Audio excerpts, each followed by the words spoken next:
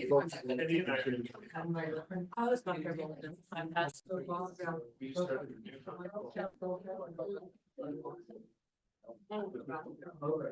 I bet you are. That Don's. I had two at school and then Brandon bought one now. Very fitting. It's so good. Yeah. I've read this good. I've like. One of them though, it's all Right. right. Just right. Yeah. I actually have it. Okay, you're pretty. Yeah. And then should we y'all ready to get rolling? Yeah. Okay, Yeah. we're live. We're live. And I don't think we have like an agenda, so I think we need to kind of figure out what our plan is. Is that sound right? You want to start with? Yeah, do we wanna do like an opener? You got one. Let me think of a fun one that we've done in my department meetings. We always have fun ones. And we did one yesterday that I kind of liked. But it might take a minute. Is that okay?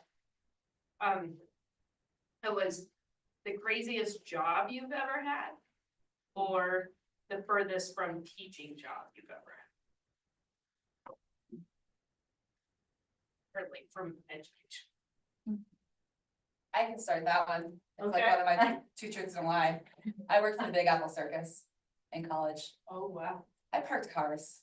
It was really fun, and you got to you could go until you had to leave before the grand finale. You had to be ready to drive the cars Yeah, and then send it a direction. that way. I had a hiatus from teaching for 7 years while I was having children. No, I didn't have 7 children. I stayed at home for a little while, and when I returned to working, I worked as a barista at Whole Foods and Basalt. Oh, wow, okay. Did they even do that anymore? Yep. At Whole Foods? No. I don't think so, right? They don't even have a barista anymore. I'll just share the one I did yesterday. So I used to clean hotels when I was in college, and I just didn't really appreciate the way they did it, because it was like whoever finished first had to help other people who weren't going very fast. And so it was like a bunch of people who had done it for a while were really pretty good. And then there was just this constant churn of new people. And so the funniest story was I was done with my rooms and I had to go find somebody who needed help. And I went in there and they were on the bed eating donuts, watching TV. Instead of cleaning the room. I was just like, okay. My first job was at Einstein's Bagels High School. And I hated it because I had to go to work at like 4. Yeah, it's really, terrible for high school. yeah. I only lasted like 2 months. And then, but before I was teaching an interesting job I was a scribe in the emergency room for 2 years. Oh, nice. It was really fun, actually. I got to know a lot of doctors and just see a lot of cool stuff. It's good. My furthest was furthest physically from where I'm teaching now. I spent a year in Australia and I was an outdoor educator down there after college. I was doing my Educator. It was still an educator, but I just got to take kids on camping trips, which was way cooler than making them learn that.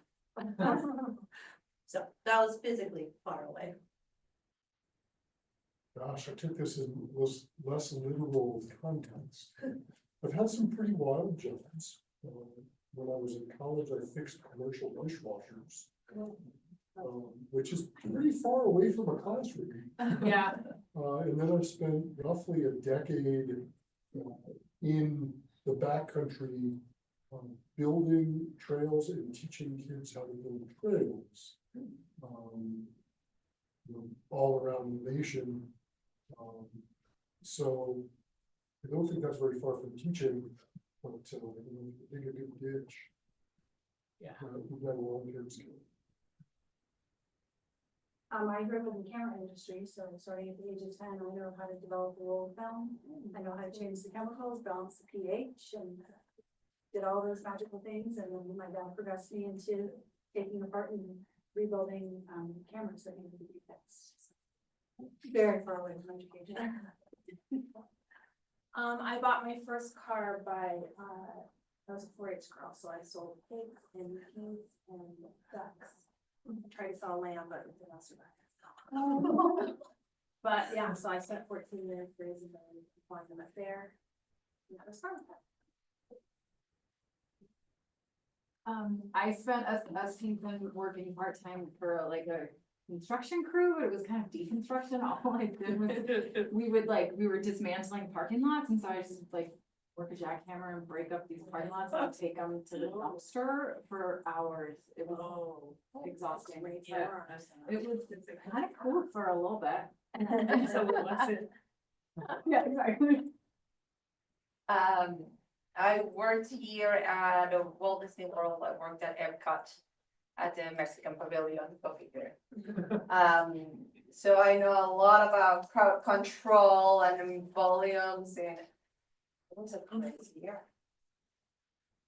That confirms my, thought that, my deja vu is correct, because we have done this We before, have because done I this remember before. your story. Yes, yeah. So you may recall that I once did data entry as a subcontractor for Procter and Gamble.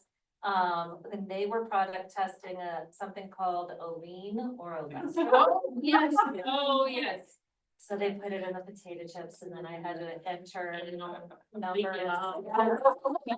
Very descriptive word choice, well, for the betterment of the snacking industry.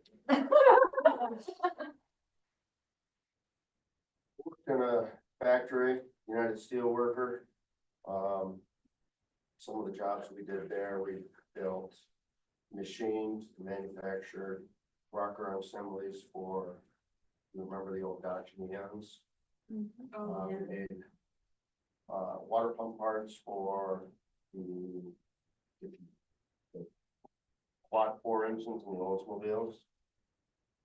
And the biggest one were rocker arm assemblies for Detroit Diesel Series 60 engines, so they were 6-cylinder semi-engines.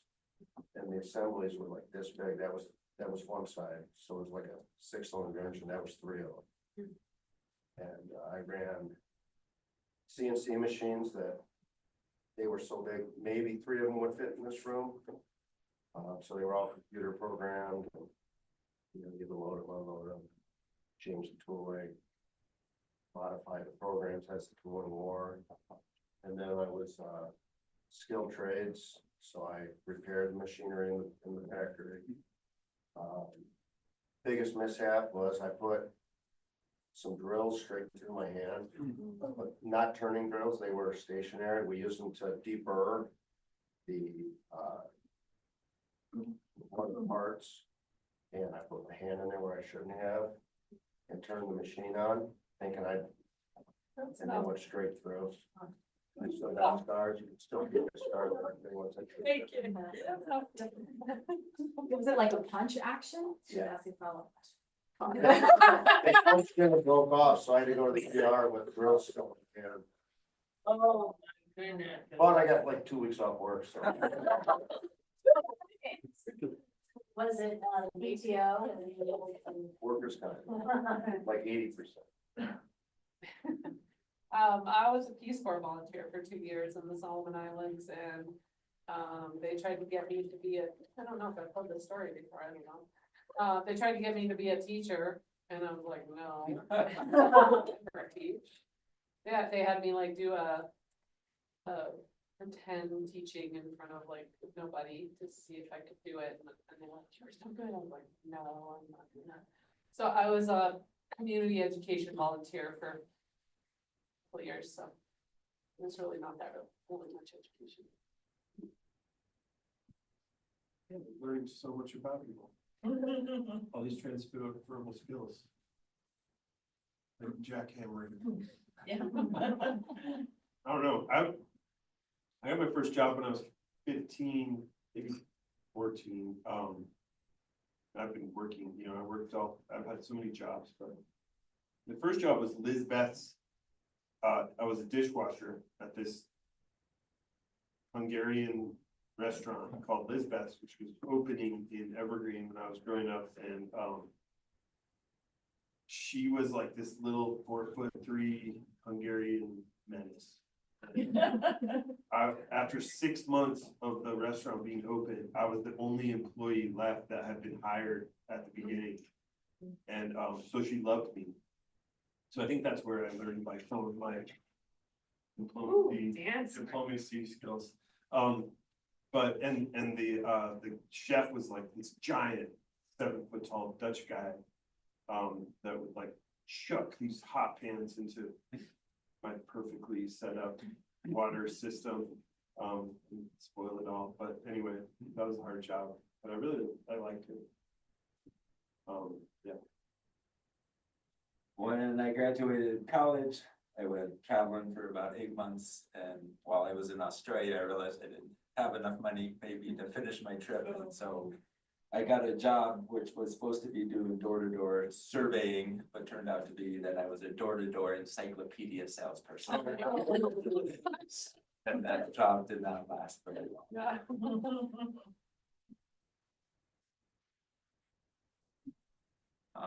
I guess we're ready to move on to continue on. I thought maybe one thing we could do as we start is maybe we could just review our norms that we have, and I know we didn't per se come up this group with them, but I think there was all overall IBB norms.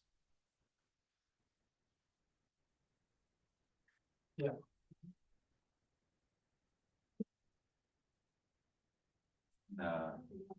Document that is whole group IBB meetings 24-25, and then just note it down in the first page. There's a link.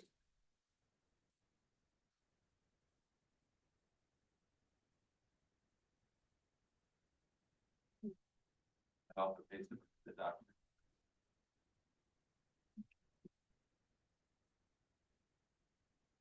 Looking to understand first and respond second. Suspend certainty.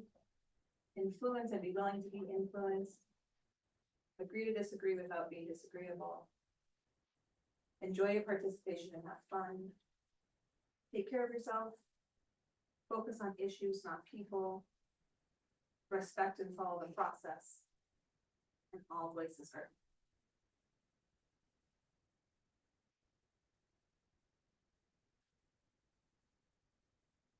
I think after the norms, I also kind of want to ground ourselves in what is IBB and what is our contract surrounding IBB. Interest-based bargaining, this is a quote that,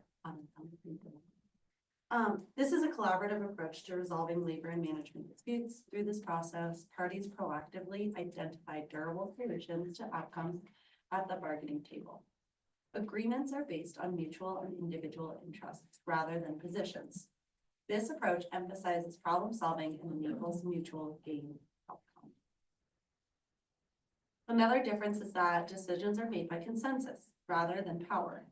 In the traditional labor management arrangement, the parties use power-based methods to force a resolution acceptable to them. Consensus decision-making requires the solution be supported by all group members, not just a majority. Full and open dialogue, incorporating the input of all participants and stakeholders, and a willingness to be open to the ideas of others are important components of this process. We wanted to start with that kind of grounding of what is interest-based bargaining, because it is collaborative, it is we're here together. And our contract outlines that. Our contract has said that we are here to negotiate in a collaborative way. Salaries, compensation, and wages. District contributions to insurance plans offered by the district to district employees. Time off, leave policies, and practices associated with these. Grievance procedures related to the bargaining process, contract provisions, and in the case where multiple certified staff members have similar grievances. And this is from 3.1. No, this is the board policy HC. It's from the Contract, thank you. Oh, it is Article 3. And as we're moving through this bargaining process, we're definitely hitting salaries, compensation, wages.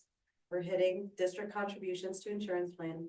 And we also have a subcommittee about the time off, leave policies and practices associated with these. We wanted to bring this up because we, as an IBB team, are starting to feel like that is not being honored and that we are not here collaboratively working together to find solutions to some of these problems. There have been the health committee, the health insurance committee, was instructed that these decisions would not be made through that group, but through the superintendent. There was pressure to choose the HDHP plan because the health insurance plan. And that was not a consensus on the agreed plan. It feels like the district office is making important decisions about salary and healthcare without IBB and without inviting us into that conversation to contribute and add to how do we solve some of these financial issues and how do we make sure that we're still bargaining towards our salaries, towards our benefit packages. And with that, a salary step increase was announced to the entire staff without consensus from the IBB group. This was concerning to us just because we're not 100% sure that's what we're going to do with that step money. That's part of our job here is to decide, is there a salary freeze needed? Do we move forward with that? Can we reallocate that money to a higher need place, like health insurance, for example? We never came to a full consensus on our step increase. I will say it is fabulous though that is something that you guys budgeted for, and that gives us room to play around with some of these ideas, but it feels like now we're being put into a box that we can't have as much play with that. And again, the health insurance was given 2 choices instead of working together to find the best solution. And our members have spoken and do not want cuts or pay to their healthcare. So we are here today representing our constituents, our members, about their cost of living increases, their health benefits. We're still bargaining and we're still looking to provide those things to our members and give our members the best outcome that we possibly can. And we feel that we've started to have a breakdown within that about where we have the opportunity to find those places. Our CBA members, is there anything else we can? Yeah, I just wanna this is not an advisory group. Like, I think that maybe there's a feeling of like, this is an advisory, like we're here to advise and we are here to make decisions together as a whole group. And so I understand that like administration is busy and can't be here. Like we're making budget decisions and our CFO is not here. And so it's just this, we're here together, but continually, we're not getting the people in the room to help all of us make a decision. And so like when we were at the health insurance meeting, it was said that like, we're here to help advise, but that the final decision will come from you, the final decision will come from CFO. And that's not how interest-based bargaining works. Like it's a consensus, like we're all in agreement to this together. And so when we heard those comments at the health insurance meeting, it was definitely raised a red flag for all of us of like, wait a second, like that's not practicing. Like in this group right here, if we're bargaining salary, then we're all together making these decisions. We're all together coming together back and forth. And we would never request a decision that you wouldn't agree with, or you wouldn't agree with, because you would put up a fist. You would say, no, I disagree with that. And we would continue that process until we are all in agreement with that. But we're feeling right now, that time and time again, this is breaking down and we just didn't want to move forward without having this being honored.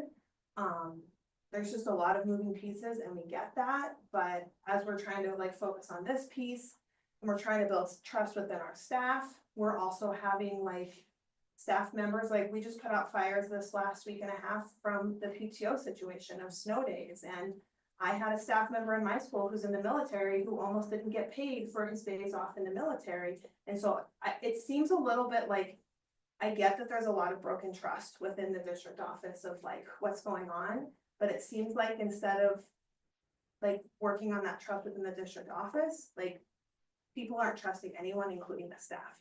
And I feel like the staff who was not part of this situation that happened at the district office, that was the district office and the school board that were part of that situation. The teachers and the staff are the ones, a lot of times, that are paying this price right now through a lot of different decisions that are being made. And so we want this to be a group. I've been on IBB for 13 years. Like, it has been a group. I've seen this through, I haven't been as long as Megan. I haven't seen it through the first recession, but I was on it through COVID.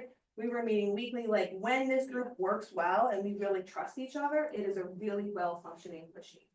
But right now we are not working well. And we're worried moving forward with these major decisions that if we're not making these decisions happen in a way that's best for our teachers and staff, we'll just continue to find ourselves in this cycle again. And I would like to take us back to Kenny's beginning, which is to come back to the norms, and when I look at our last two norms, I don't feel like they're being followed. Respect and follow the process. It is not being followed. Our IBB process is not being followed, and I don't think it's being respected, maybe not intentionally, but perhaps there's a misunderstanding because you're new in the process, and I'll be going, you've been on it a few years. You've been on it a few years. Kendall, you're brand new, and a lot of us are, here and there, so we're just not, it's not, the process is not being followed, and all voices are not equal right now. We're not making these decisions equally. We can make good decisions together, but we can't make good decisions when we're not making them.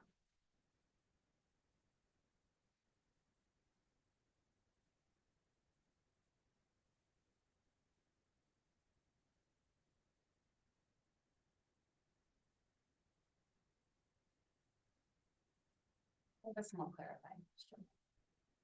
I thought time off was not something that was up for conversation this year, so, but now I'm seeing it that it could be.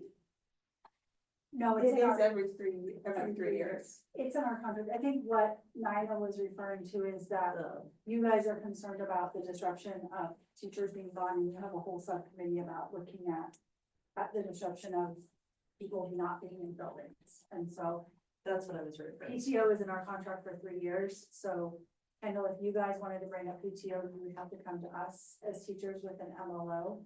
Okay, I'm just trying to understand this Yeah. document. What's not part of that is, down below in the CDC, it says salary and benefits will be negotiated every year. Okay, that's why I was. That's the part that's Thanks. missing. And I think I was more specifically, we're addressing the practices associated with those with that subcommittee. And that's kind of why I included that in that preamble. Can I just ask another question about, like, all of you probably been here a long time, could maybe better answer. Is the idea of, like, usually when it's been salaries and benefits, and that's what's like negotiated, not negotiated, that's what bargained, or however through the interest-based bargaining. Is that normal? And I know fair share, whether we're there or moving away from that, is that usually based upon once everything else is sort of paid out, this is the pot of money that's left that is then bargained about? Is that how it's usually done? Not necessarily. I've done it both ways. What's the other way? One year we sat down with the chief financial officer and went like line item through line item and went through the budget and really found ways so we could cut costs, and then made that decision, and then from there, we decided the salary. But to be fair share is not part of our contract. Right. And it is not something that, is currently in place. It has always been an ideal. There have been many years when we haven't been able to adhere to fair share because of it would like not be possible without, shrinking down a lot of teachers because of the way that it works, and it has been, in those years. And that was starting around in 2008, and it's been extended for many years, but it was always something that, like would always come up. Shannon would always say, okay, here's fair share, here's what it is, but we're not actually adhering to fair share, but it was like this ideal that we would try to stick with as close to as we could. With the idea of, certified staff, certified non-administrative staff is, certified staff is allocated a certain amount of, the budget, basically, you know, and that would kind of fluctuate. And then so that money was then sort of, that's the money we were deciding on. Is that your question? Yeah.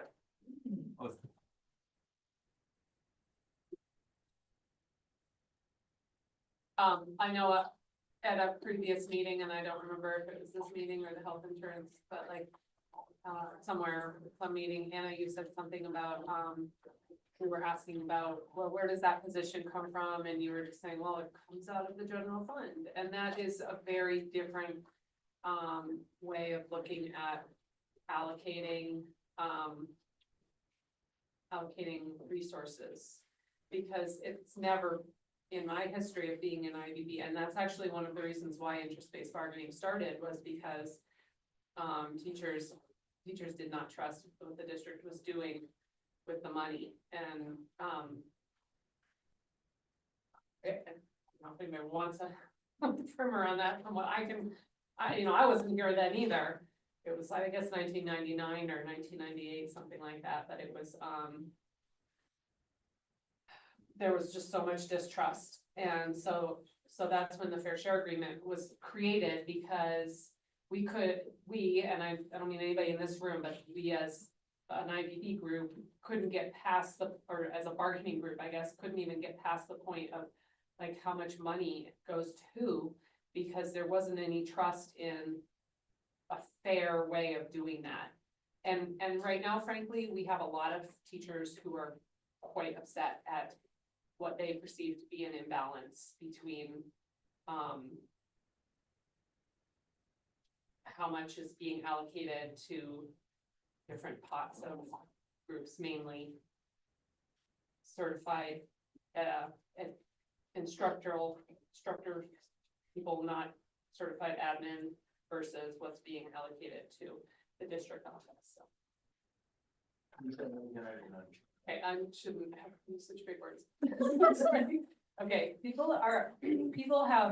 the people we are hearing from, are asking us why a certain amount of our resources are being allocated to the district office versus to certified instructional staff. We are hearing from a lot of people that it's too many people in the district office. And, what is behind that is this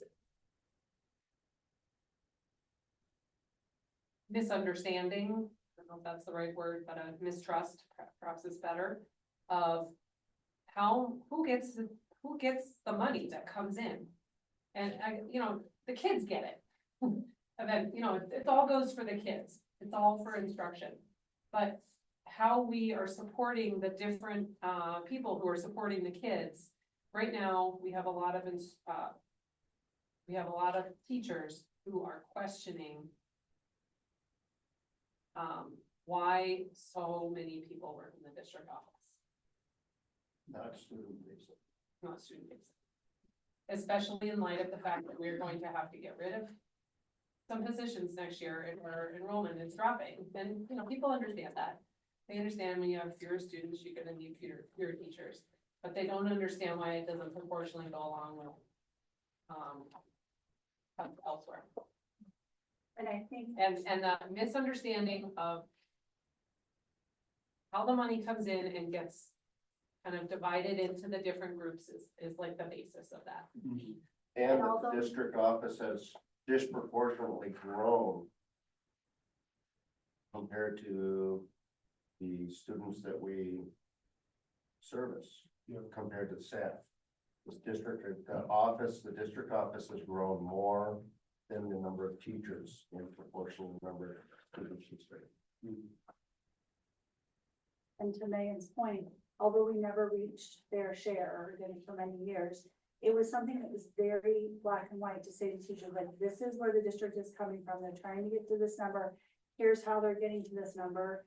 And here's why they're not fully getting there. And now it's just, it's coming from a general pot. It's not, teachers can't see the transparency of like, why are you giving us this much instead of this much? Why does it not work this way versus this way? There's no kind of end goal at the moment for what proportion of the pot of money teachers should get, where fair share did give us that end goal and gave us some transparency that we don't have.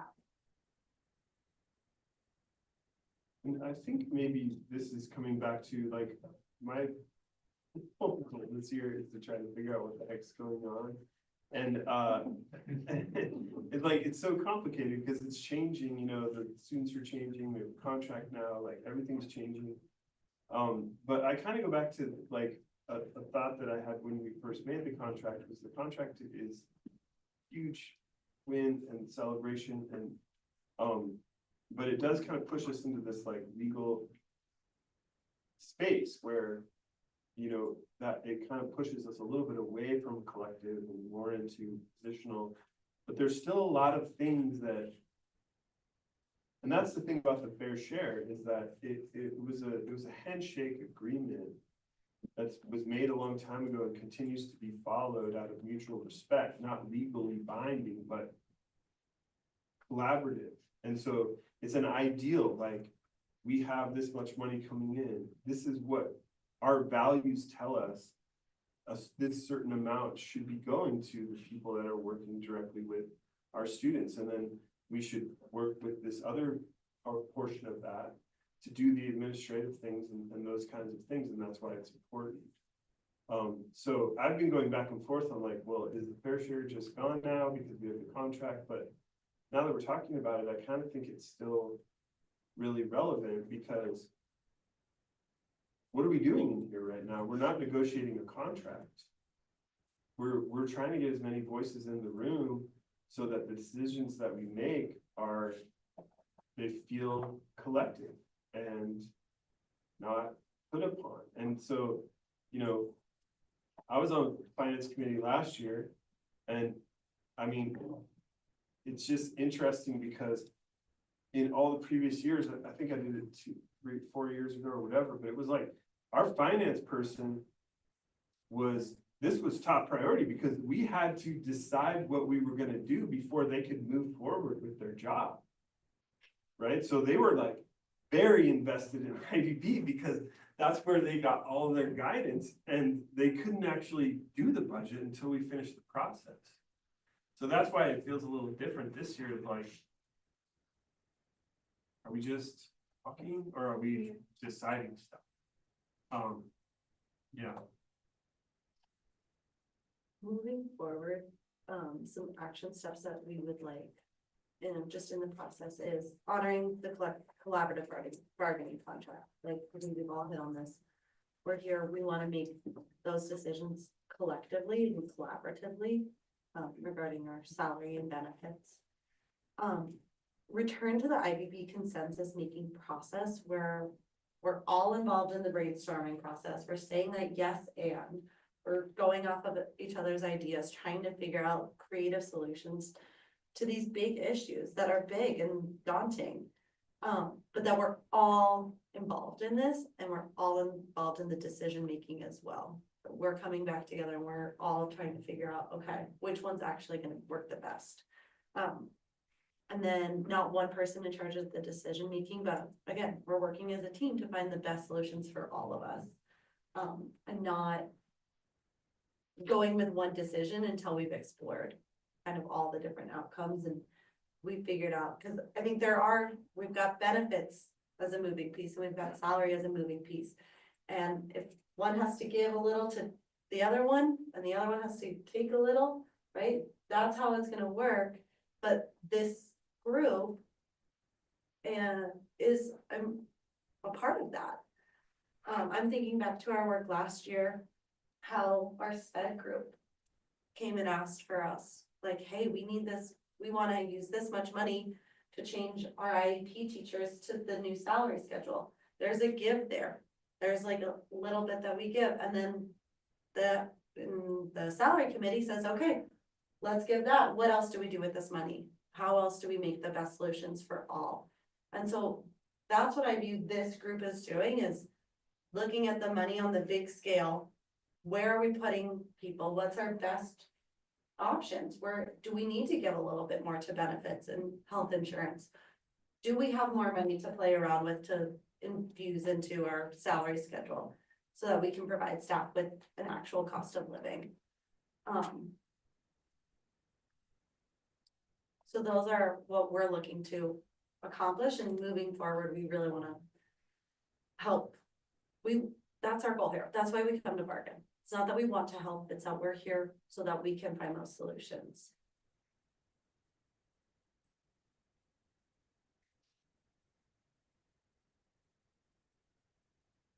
I also feel like we are missing some key parts that have always been a part of this process.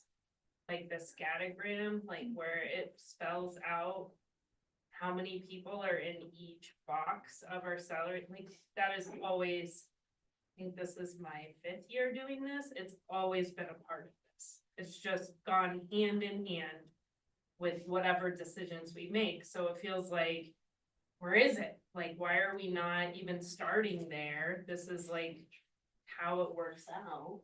So, yeah, I don't know, it'd be good if we can't have that, to at least have like a timeline when we are gonna have that, so that can be part of the conversation for sure. Especially if we are talking about things like cost of living or an increase, it's important to know how that will line up with numbers then, right?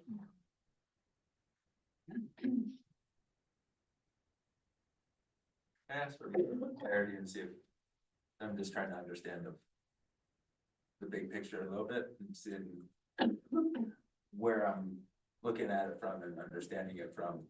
So if we go back to like last year and the agreement that was made through the process of IBB, especially around salaries and benefits. And if we take a look and compare that to where we are this year, has there been any reduction on what was being offered for salaries or benefits like this year compared to last year, like allocation of money in like of the whole pot? Like, so if we said last year, I'm gonna make up a number because I don't know, but like say last year 70% went to salaries and benefits, are we not still seeing 70% this year going towards that? And if, and with the idea of the fact that there's less money extra this year than there was last year, and so is it somehow that is being allocated differently this year, or is it just that we have like a smaller amount to be working with towards that beyond the percentage that was given? And I guess then the question would be, is part of the what's the word I want to say, not sort of like part of this not honoring what I'm hearing, not honoring the contract, being that the money that was available for steps and insurance was like allocated before this group could take that amount that would have been allocated for those things and decided how that would have been done? Because I do think part of the difficulty in not being all through like the IBB process was this budget crisis and the solutions that needed to sort of like be done, just so we're not like, it seems like the whole process would have taken a long time when decisions maybe needed to be made in some sense. But so I guess my big question is like, was it the fact that the monies that should have been towards steps and insurance should have been through this process as a group, And that's sort of like the main sticking point. Yes. And further, like, speaking for my part, that transparency is not there. I don't know what percentage of money we're getting this year. I have Mhm. zero idea. And the person that could answer that isn't here. We don't know. What percentage money? You said, are we getting the same, your number 70%? I see what you're saying. I don't know. I have no idea. We don't know if it's good. And so that's where the distrust is coming. But I guess like where I don't understand if it's not the same amount, like if salaries weren't decreased, it would be the same amount, right? And would have at least been told to us. like, Right, that but would have been- that's what I'm not understanding, like how it wouldn't have been that same amount and like. But we don't know what amount it is, that's we don't the know. whole What problem, percentage amount? the percentage. amount. And And what that it's not clear percentage, the percentage. and what that percentage means in actual dollars, so. Right, wrong, or otherwise, Nathan and Shannon in previous years would come in and say, here's how much money we are getting for the following school year. Out of this, you get X amount of percent, which equals X amount of dollars. Here's your amount of dollars to figure out how much you're gonna spend on insurance, how much you're gonna spend on salaries. And those were always done together because one needs the other and the other needs this one. We don't know that. We've been sitting here for months. We don't know it. We don't know what percentage, we don't know what that money is. So we don't know if it should stay the same because we don't know what the money is. And like to Nina's point, things have been communicated out to the board and to the teachers of this is what's happening. And it now puts us in a spot of having more difficult conversations about maybe we don't want to give a full step. Because maybe our teachers actually want more money put into insurance, or maybe, yeah, we do want to give the full step. Maybe we don't want to give as much insurance, we want to give a step and a half, because we can take some of that money. We are very limited, time is running out, as we've been told repeatedly, and our CFO is not sitting in here giving us exact numbers, giving us scattergrams, so we know, like, if we hit this point, we're gonna affect half of our teachers, but if we hit this point, we affect 2 teachers. Like, we put that much care and thought into every decision that we make. And every time we ask for something, it can't be done because there's another crisis going on. And it's putting us in a crisis of making good decisions for the majority of our staff. And then was there not a certain amount, and I don't have it in front of me, so I can't see. I thought there was a dollar amount of, like, this is how much we have to go towards the step. And this is how much money there was to go towards No, it's not. insurance. But that's our decision to decide. Salary. Right, no, That money. Salary. No, I- It's been dictated to us. I understand that, but I'm just saying, there is that money, like, that to me seems like that's the pot of money Yes. that is available. We don't know anything. I think when I've thought about the questions of process and where we got, I mean, there's a couple of places I think where we've gotten derailed. And I put in the IBB Finance Summit slide deck, and I think if you get in there and you go to 22, I mean, I'm trying to check for understanding. I think we went wrong. It's 23. I think so. It says current big picture, 25-26 summary and expenses, estimated expense increase. So I think I'm actually on page 22 of that. Can you link that in? Do you wanna link that? in? It It is, I already did. Okay, sorry. So where I think, and I'm checking my understanding, because this is, when I reflected on where we were at, was that estimated expense increase, B and C, should have just been a lump sum that would have said, we are forecasting that we are gonna be able to budget 2.8 million to insurance and salaries and benefits. TBD on how that is utilized through IBB.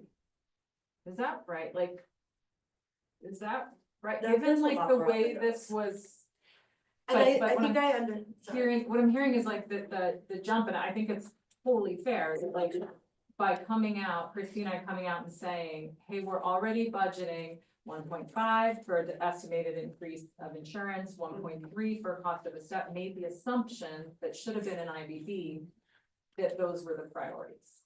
Does that, am I? Yeah, and I think part of it is also just like the advertising, like Stephanie was saying, to all staff. And I think I think that's a double-edged sword, because I do think staff really do appreciate your financial updates. And like, there is a lot of clarity currently. I think what's making it tricky for us is like, where's that give and take? How do we do that? How do we promise things to people? And when we talk about like, what stays in here, like what's in here stays in here, and then we decided to make it all online. I think this is one of those problems that we were talking about, was like, we don't wanna get people's hopes up. We don't wanna be behind closed doors either. So I think, right, it's this, we're trying to make these good decisions. And sometimes the too much is putting us in a box. And so I don't know if it was a mistake to not like put those together as a lump sum. But I do think that needs to come back to us and say like, hey, is this right? Does that look correct? Maybe we need to look at health insurance. And we said we might need another $600,000 so that we can have PPO 8. Thank you. And I understand now that maybe there's a different one. I don't know how much, how many people are privy to that. It came out. Okay, sorry, I get lost in all the emails, so I don't know who knows exactly what. But maybe that PPO 9, then we only need $250,000 more, right? So then it's like, okay, well, let's look at this. Here's our step. Like, that needs to be those conversations that we're having in here, is like, and to Alicia's point, to Stephanie's point, that's why we need the scatter grant to say, okay, if we pull $250,000 out of our step increase, what would that look like? What's that impact? Well, I also think we need to think bigger than that. I don't think it has And I to come agree. from the teachers. Just, I agree. And I guess I would just wanna, before we move forward, I guess I wanna make sure that we're all in agreement that like that this is the process that we're gonna use. Like before we get to specifics of like what next steps are, like I guess. If we are, as a group, are agreeing to honor the IBB process and have it be a consensus decision-making group. If that's not something that people are feeling comfortable with, then we need to make different decisions. But I feel like before we just spend the next hour having this conversation, we need to make sure that we're all in agreement. On that piece. I appreciate that, because I'll be honest, that's why Christy's not here. Is because I don't feel like there's clarity on what we're working on and what we need, and agreements on what we have to do and what, and it's just buried right now. I mean, I understand that in the past, CFOs have shown up to IBB with a lot more prep. She's like so far behind the 8 ball. I just, she hasn't had a chance to prep. And so, without that clarity, again, I'm very cautious with what we ask of her time. And it just felt like, I don't, you know, and I'll name, and I'm grateful for the question on, because I definitely feel like I've made assumptions. And my understanding was that when we have that CFO meeting where they'd say what we have to work with, then the salary subcommittee, if there is money to work with, goes and plays with different scenarios, right? Which is kind of what we lived last year, where we knew we had whatever we had, and We thought we did. right. In retrospect, we didn't really have it. But that we then, but my understanding was that, and I do feel that that was part of the miss, was that B and C on that slide should have been up for conversation and not made the assumption that we were getting that. I have 1,000 questions about that moving forward on technically how we do that, because we also have classified and admin IBB, and so I don't know how to like give you that 2.8 up and say, this is what certified gets to decide, and if y'all decide you want these step, no step, and then classified decides something different, like, I don't know how to work that, but that's future work. But I guess I just am not clear what becomes of salary committee if there isn't funding, but I recognize that there is this money that should have been discussed. And so if we are walking that back and saying, okay, we actually know that moving forward, we believe we're gonna be able to budget for 2.8, then my next question would be like, okay, so then what piece of that is certified to work with? And how do we then have this team work with that as certified? How do we figure out what classified has, what admin has. And Fair then, share would be really Mhm. valuable tool in that situation. That's the historical precedent, you know, but how do we do that with insurance? Like, I get that, but just the base divvy up of like, You're asking like, how, if we can't have 3 policies for certified and 3 policies for classified. So somewhere we would have had to have come to an agreement between the 2 subcommittees and then. How have we done this before? Has certified? We've always just made the decision, yeah, we. Or certified. we made the decision for the whole district, There's never been 3 groups before. For insurance, you're saying. for insurance, yeah. Right. Because we have the With biggest a mix. lot of, feedback from Feedback. from HR, like HR would go and talk to, Yeah. different Classified, people yeah. and, you know, in classified, and they'd say, oh, well, in classified IBB, we're talking, so they've had classified IBB going on for a long time, I think it's starting to look different, like the process. I would talk to a classified leader, they would say it was a lot of failed starts and incomplete promises from the district, and this is the first year we've actually had. that. Yeah, that's what I mean, it's starting to look different. Yeah, very different. Yeah, whereas before from what I've heard, it's been like, yeah, there's just me and one other person Yeah. sitting in the room. But, I don't know if it's quite that bad, but anyway, yeah, it would be like our district people in IBB would go and they would talk to them and then bring it back to our group, and then, you know, we would make the final decision, but. Autumn, to go back to your question about why we're here and what's the process of we're not doing this an hour later, as you were saying. Yeah, I guess. My question is, are you, and you were saying like, what are the things that we're looking at? Are you thinking that we're looking at that $2.8 million, or do you think we're looking at that $2.8 million and something else?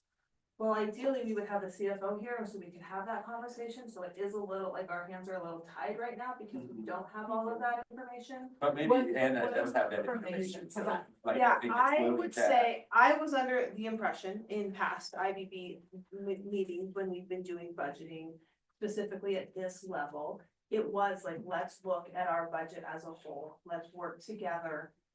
The survey that we sent out, that you sent out looking for, looking for like ways to cut, like, we would have had the conversation here of like, hey, you know what, right now, we can't have instructional coaches, or we can't have Building this subs. building subs, like we did that last year, we had that Yeah. conversation Yeah. last year, like that conversation happened here in this room. And so there were conversations around that piece of like, because then it's not like, oh, the bad scary district made this decision, it's we as a whole group representing all of our constituents, we know it was a hard decision, we weighed the pros and cons. Like with the building sub last year, we can say, I get it, it was hard, and here's the way, and I could defend that to my teachers and say, here's what's going on, because we were part of those conversations. Right. But because the budget cut situations are sort of happening, and I get that they need to happen fast. When we were in COVID, we met once a week. Like we can do fast if we need to. If we're in crisis, we can do that.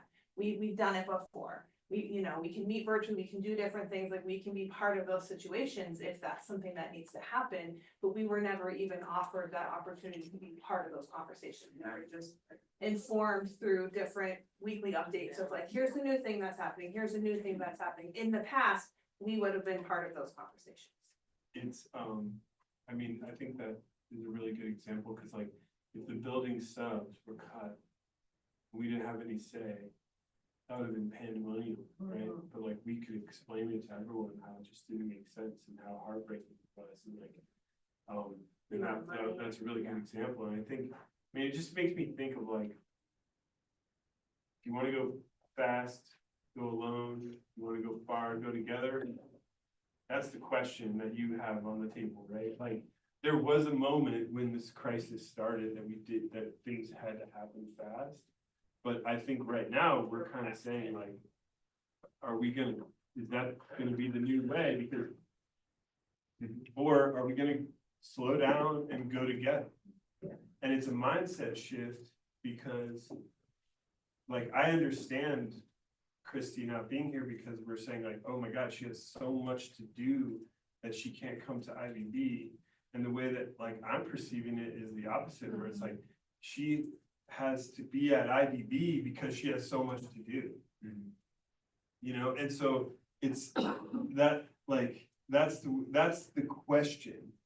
I think that we have to answer before we can keep going, because otherwise we're just spinning our wheels, like, are we gonna keep going fast alone? Like has been the case, when we're all trying to play catch up, while all these decisions are being made and sent out to us in email, or are we gonna stop and come together and move forward together? Can I have you guys go up to, on the notes, the minutes that we're looking at now? Look at, page two, right at the top, the third thing down says salary sandbox from 23-24. Yeah.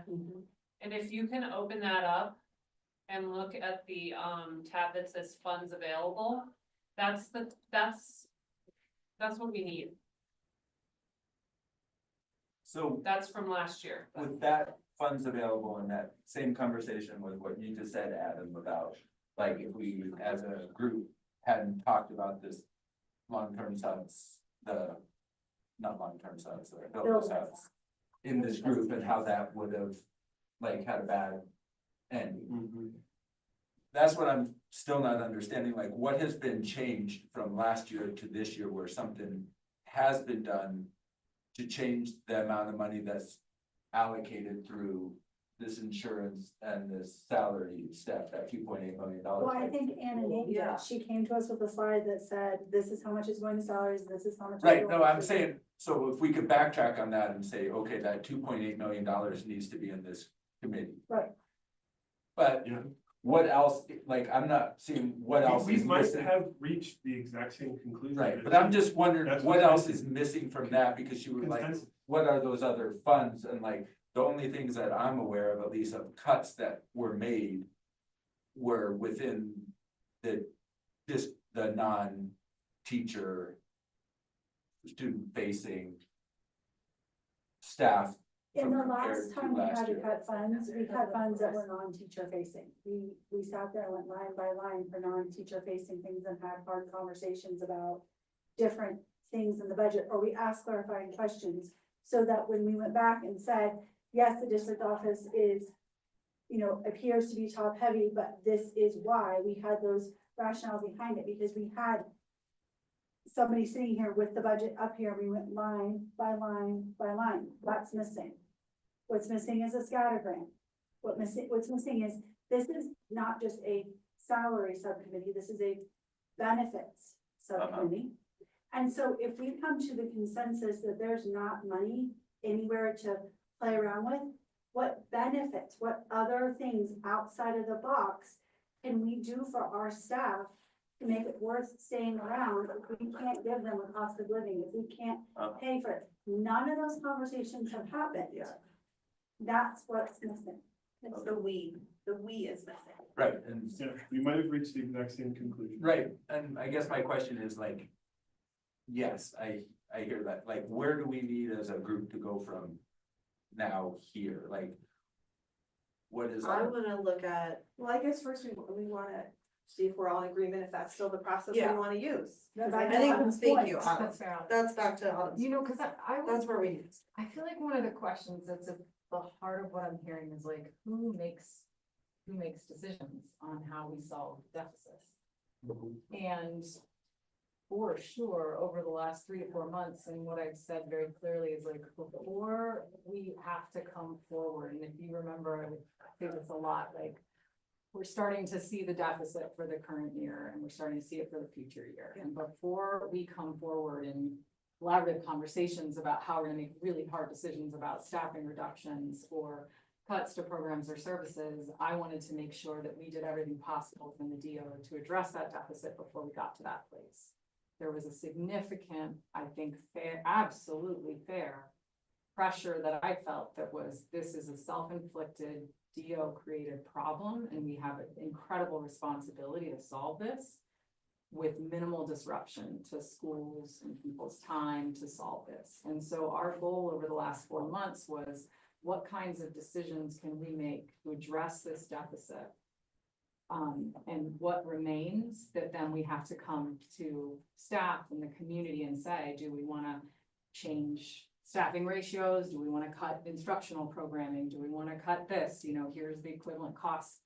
And so you're spot on, and I mean, this is where I think it's very interesting, like, to make those decisions of how are we gonna get out of whatever it was, 7.8 for 23, 24, 8.2 for 24, 25.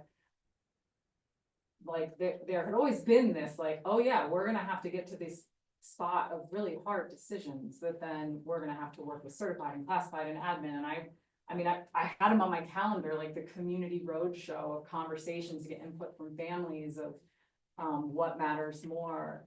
And you know, we were able to do enough to say, okay, we don't have to get there. And so, and it didn't, I think we could have, like, we might have. And I'm definitely hearing from staff now of like, no, you still should, because we're not satisfied with how far you've come. And we don't trust it.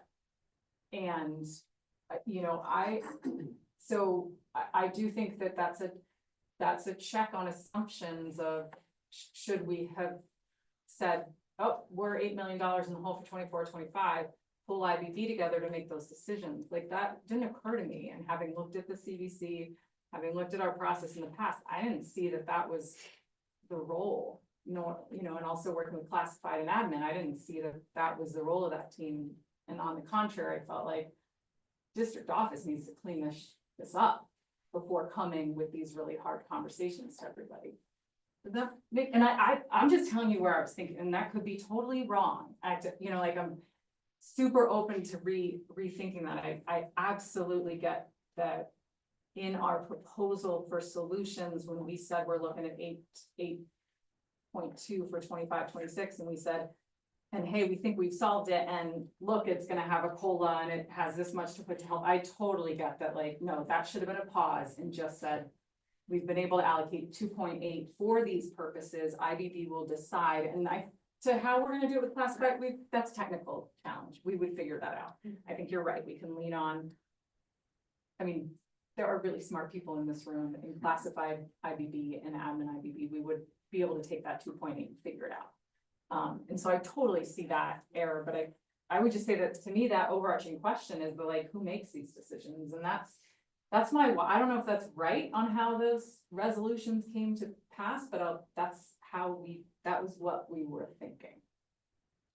I don't know if I disagree, or like, the deficit problem, I think, in my opinion, in RCA, you can push back on me if you don't agree with me.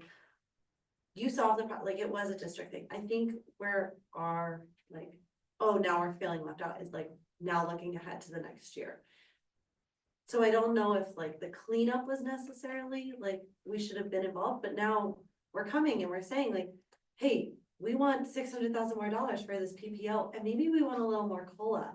And I think that's where we bring in this idea of like, okay, where else do we cut?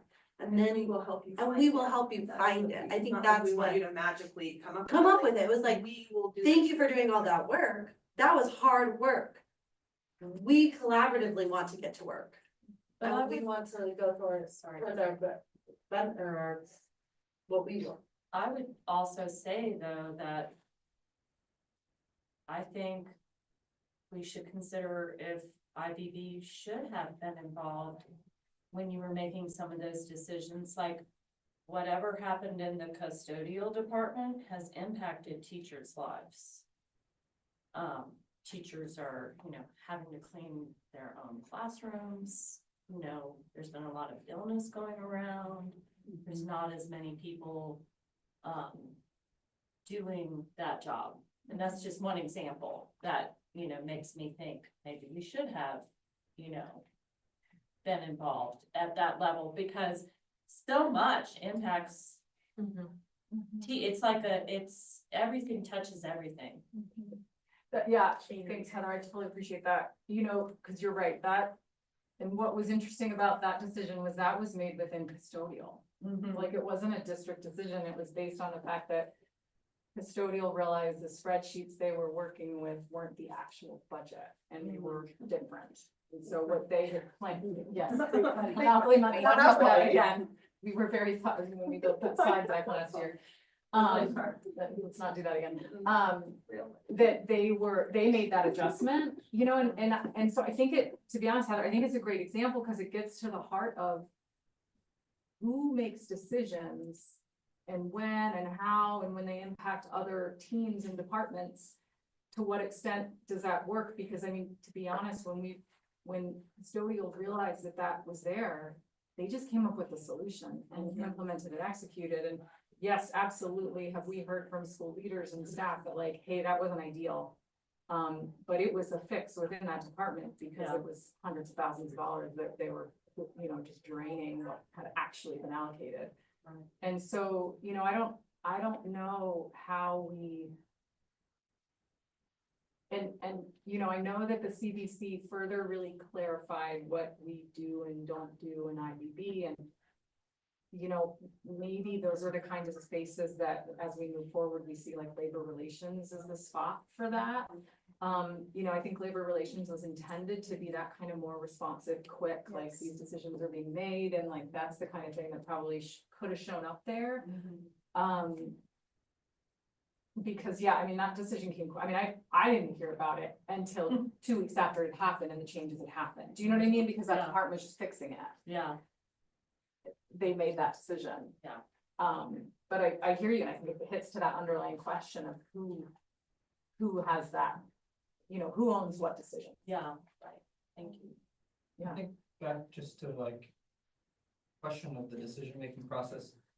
When we were dealt this hand and then there's this mistrust from a mistake that we all really respect the ownership and accountability that in the transparency in some ways that has happened at the office, but then what was missing from my perspective is that bat signal, like, okay, you say like that there's a lot more people in this room and to honor those voices and say, well, okay, we have this, you did a lot of the work, you did a lot of the homework, and then before like doing the summit or having the emails go out, like having a huddle up with this group and saying, here's everything we found.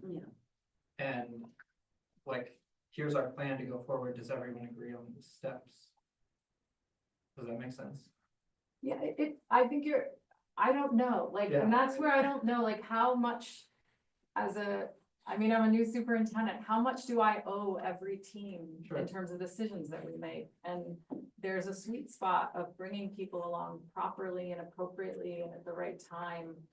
And, you know, Carve, I so agree with you where I feel like with the contract, with the formalized classified and admin this year, with having labor relations existing for all 3 of those teams, you know, it's a significant time investment that we have now in all these various iterations of labor relations. And I don't know the right, like, to what extent, you know, when are the executive decisions? When are they, do we need more community input? What have we agreed to do? And like there was this mistrust of this mistake.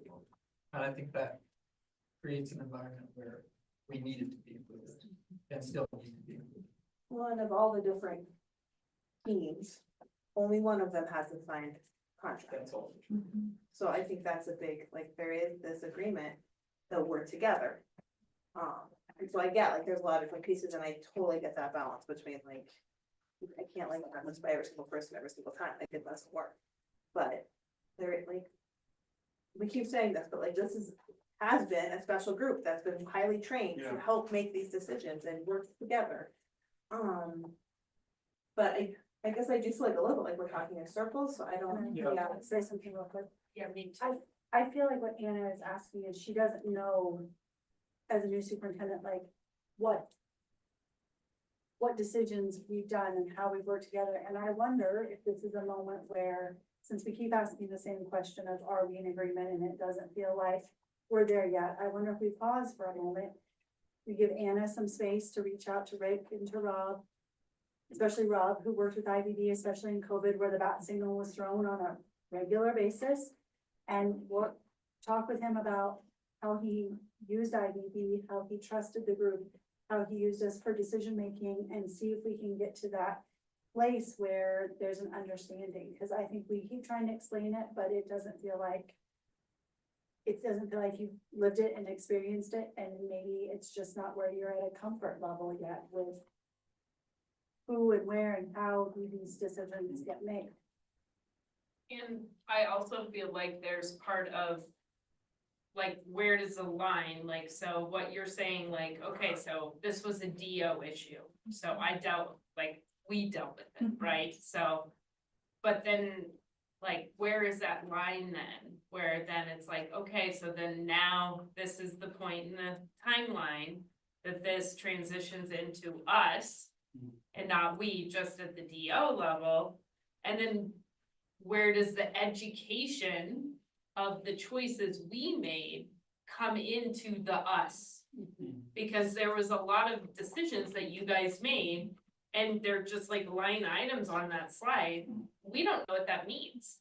And so it's ambiguous at times, it's like, we cut this, we did this. And so, like, if we're trying to come up with solutions, which is what I hear everybody saying, we will help you come up with solutions, like, we can burden this. It doesn't have to just be you guys.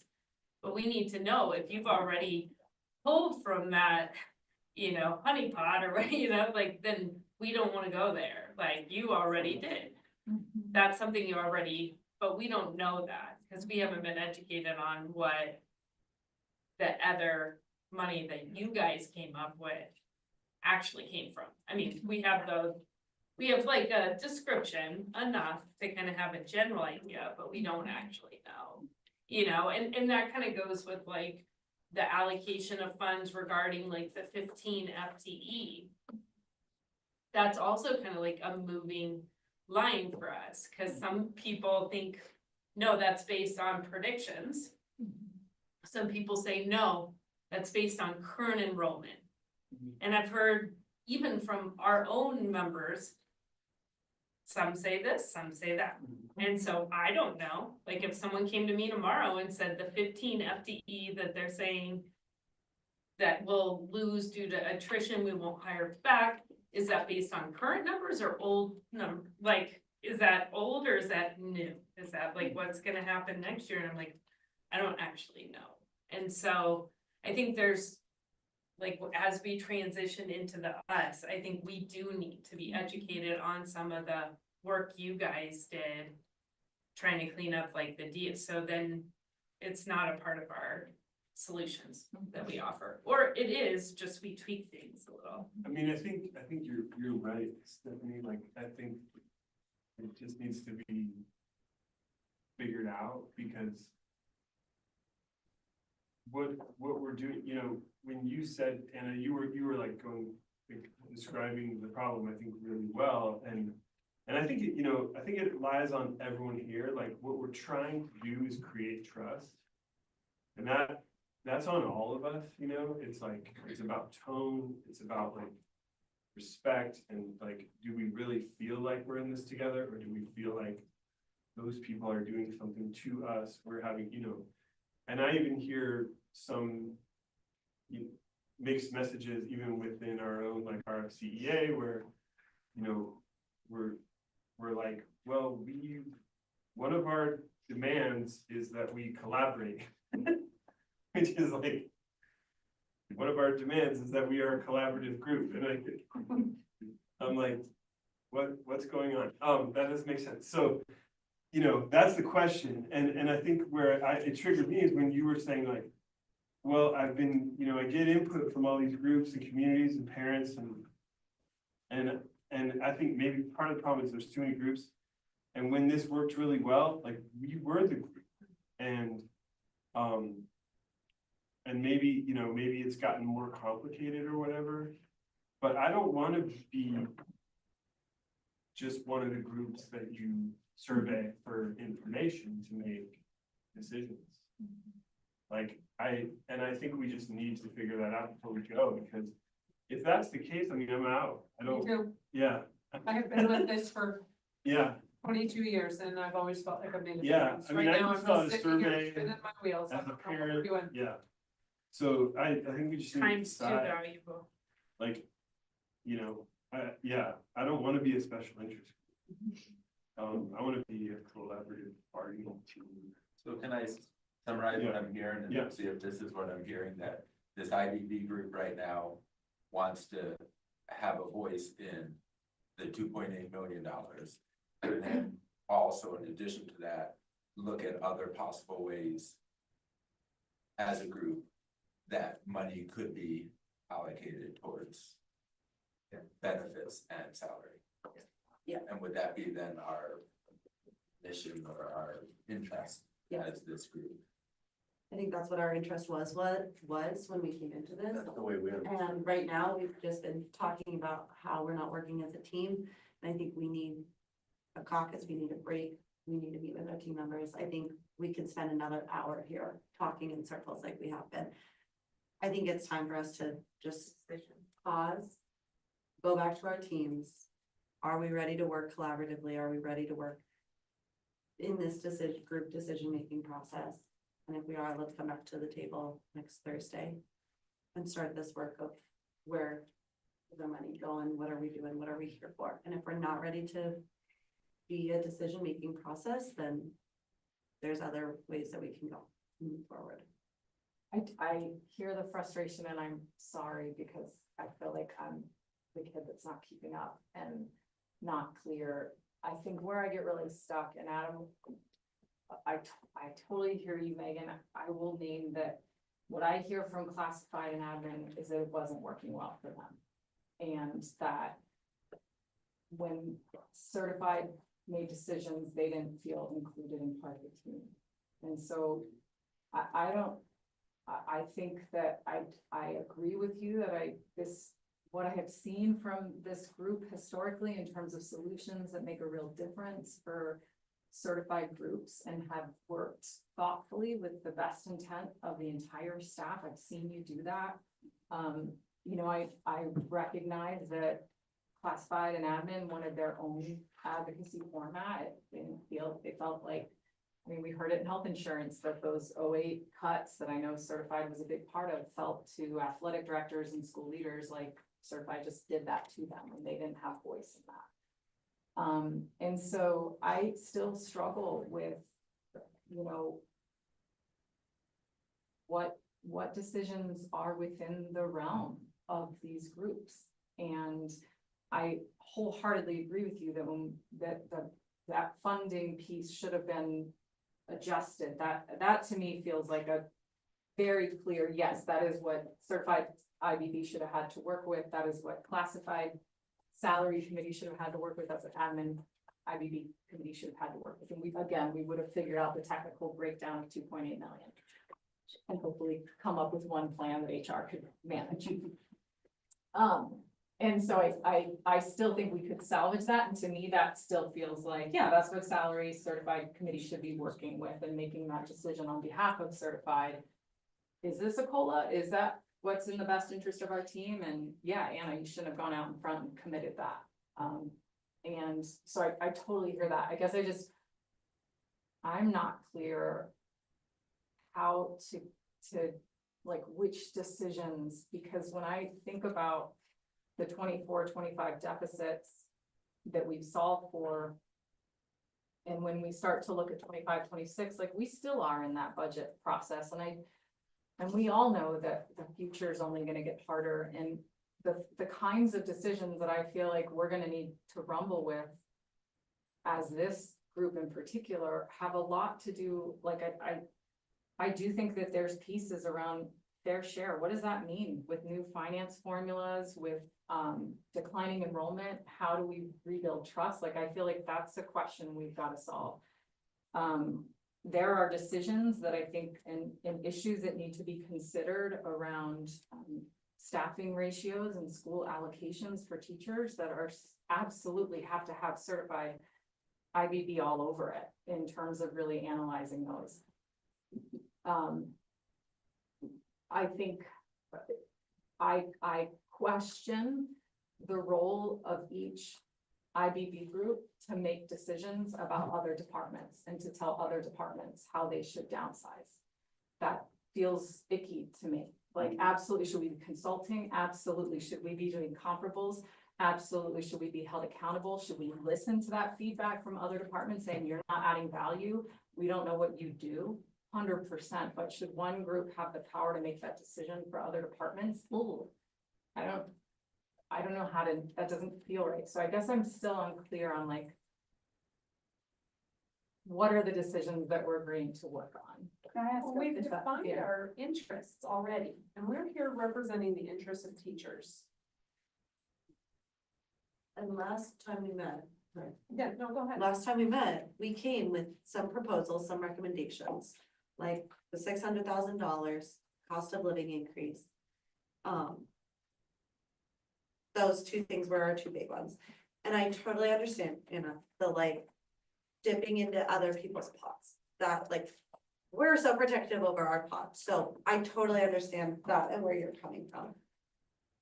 But I think it is worth this group, not necessarily making the decision, but going through the investigation process of saying, hey, let's talk to these other departments. Let's talk like where teachers feel like this department isn't serving them as much as they need to. And have those conversations through this structure and say, hey, is that right? Is that wrong? Are we off base? Are we not? This is what we're hearing from teachers. And I'm not saying take money away from another group or not. I think when we came in with those like proposals last time, it was our ideas on ways that we could do it. And I get the like, I really do. I'm gonna push back a little bit on that. We shouldn't be taking away from other departments, not that I agree with that, but we have an open door policy. Everybody's watching this. We have admins sitting in the room, voicing their opinion on our process. Do you have a teacher sitting in admin IBB? Is admin IBB broadcast? So they get to make all their decisions in isolation without consulting how it impacts us. But we aren't given that same respect. We're expected to sit here and have admin, and we have to come to consensus with them on every single decision that we make. That doesn't seem equitable. And back to Megan's point at the beginning, there's a power dynamic. We sit in this room with our bosses. We sit in this room with colleagues of our bosses who go back and repeat things we say or attitudes we had or whatnot. And so we are constantly, Are you accusing us of making a noise? no, like, That feels really serious. I'll take that. In previous years, that has definitely happened. And it has made some of us very uncomfortable. You have teachers who have left IBB because of that. But it doesn't feel equitable when we invite them into our rooms, we invite them to watch our meetings, but we're not given that same equitability with their process. So when we talk about things that impact, we're open door, and that's that, and classified as their own thing, and I feel bad that they feel like we didn't represent them. We worked really hard to reach out to them, to talk to them, to get as many voices when we came. We fought for that free plan primarily for them. So when we always talked about an IBB staff, it was always certified and classified together. We saw us as a united front. So I would just like to say, like, there's gotta be some more equitability in some of the groups as well. I think those are fair pushes. And further, Hannah, when you offer us a reduction in healthcare benefits and less than a rate of inflation increase, you're asking us to take a pay cut. However you want to say it, that's a pay cut to us. We have an interest and a right to come in here and ask not to have that happen. So we do have that interest. Well, I think we have that right. Top of our minutes, people are confused on the interest. I just copied it to the very top of our minutes. And I would go a step further, again, just referring to that 15 FTE. Like, that was told to us by departments that weren't us. We did not agree to that. That was just told down to us. Like, you're gonna lose 15 teachers. And we just had to say, okay. Like, well, just, and like, it goes back to, like, they don't really know where that calculation, like, there wasn't a transparency in that. And so as a result, it feels a little like shaky. Where did this 15 come from? Another part of it is like, that is just happening to us. And whether it's pay cut or that, like, it's a cut. People are getting cut, you know? And so, and those conversations are already happening in buildings.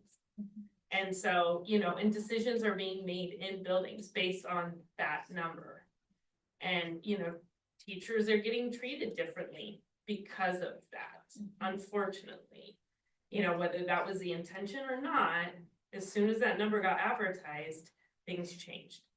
And so I think like it's only fair for us to say, if we're gonna lose 15, which, you know, we have 600 staff, I think that comes to staff being teachers, comes to like 2.5% of our workforce got reduced. So then like, it's only fair for us to say 2.5% of the DO should also get reduced. We're the ones who are student facing, like, if we're losing that, then they should have an equivalent. And I don't think that it's like us trying to say, just cut people or whatever, but you know, that wasn't ever brought to us. It just was like, yeah, here you go, 15 or 5. Yeah, and I would just name, at least where that came from was, if you remember the school resource allocation frameworks from last year that the salary committee worked on. And it's all these ratios that explain how we stack schools. And every year when we project enrollment, every school gets a projected enrollment and an adjustment in staffing. And so that 15 came from the ratios that, to be honest, like, I don't know where they all came from. There's a 1 to 18.35 for green dollars. There's a 1 to 29 for CLDE staffing. There's a 1 to 16 for kindergarten. There's an additional 12 positions that are spread for K2 to keep classroom sizes based on a 99 mil levy. That 15 came from us rolling forward enrollment projections. Yep. Looking at the difference between this year where we over budgeted by about 80 kids to the projection to next year that drops us further, like another 50 or 75. And those 15 came then from running those exact same formulas through school budgets. I think you're spot on that it begs the question, what's the formula? Like, okay, so if we have these agreements in place, and I would say there are agreements with like school leaders and teachers, and there are definitely things that I feel like we have to interrogate collectively. Like, is the 18.35 right? Is that right for K2? Is that right for CLDE? Are we getting our bang for our buck when we say every school needs a this and a that?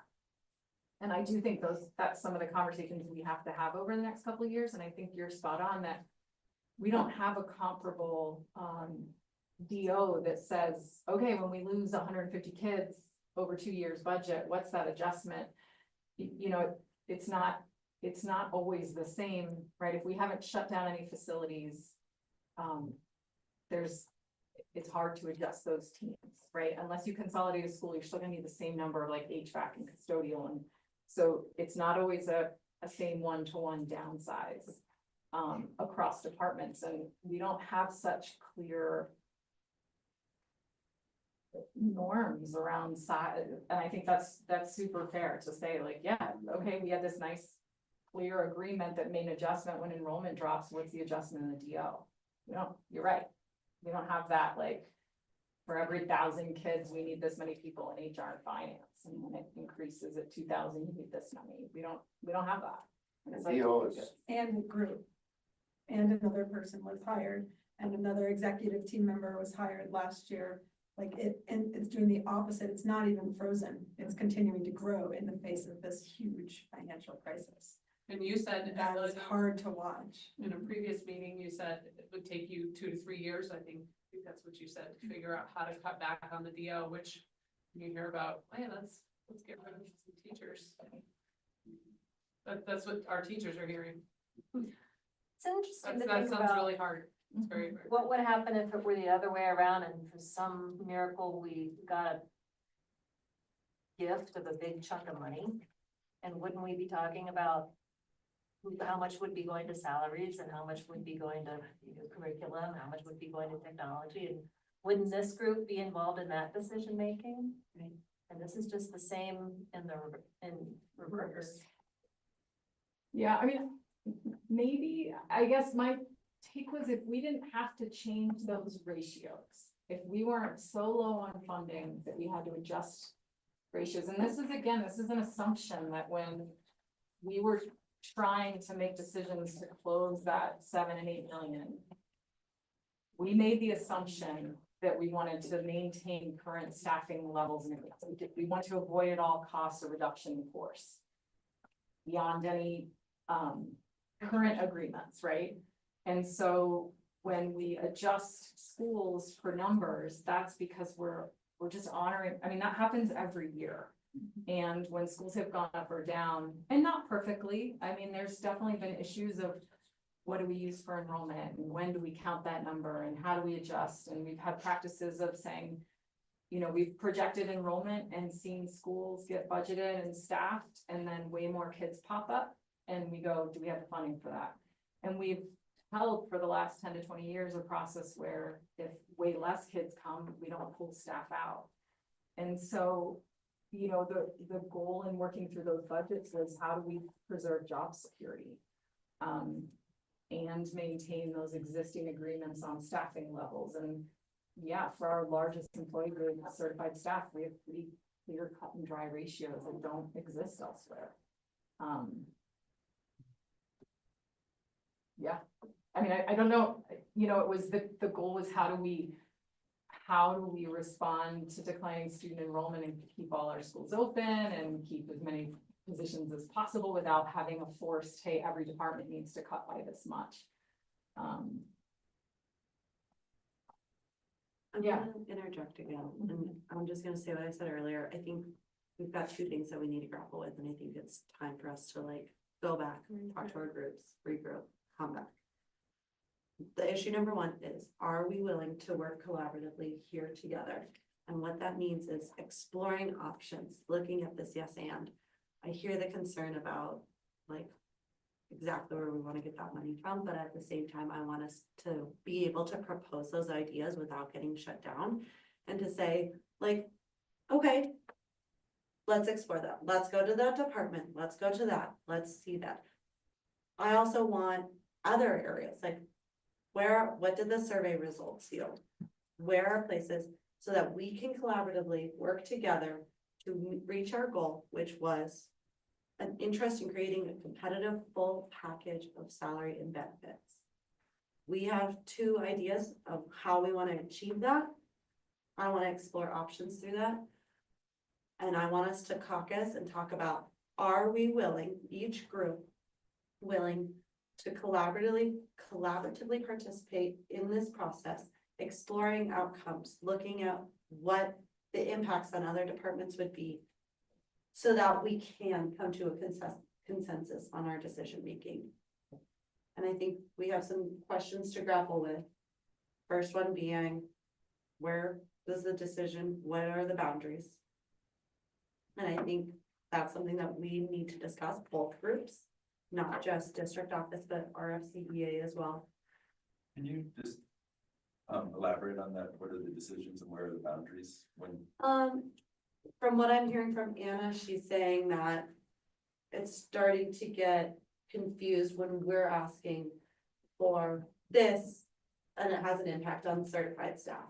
When we're asking for that and it has an impact on admin staff, right? Okay. I'm thinking maybe specifically around like benefits, which is why you pull together a joint committee of that, right? We want to make sure that they're not feeling that we're overpowered by them. We do have a contract to uphold regarding bargaining and insurance. But I think like there needs to be that, make sure that your line is kind of making sure that all groups are in agreement. We need to make sure that RCA, we're kind of all thinking that is the definite line. Where does that decision work? But then I think the bigger question is, are we willing to work collaboratively? Are we willing to use that yes and to explore ideas? Because right now we've been stalled for weeks in this, how do we work to, or like, what are we doing here? I want to get to work. I want to look at ideas and I want to work collaboratively. And we are just keep talking around that, but I don't, and I think the reason we keep talking around it is because we're not willing to do that. Yeah. That's what it feels like. We're not willing. So if we're not willing to explore options and look at this and really dig into these ideas, then We don't need to- then we don't need to be here, but I would love Yeah. for us to take time and make sure that each group, we're on the same page, we're here collaboratively.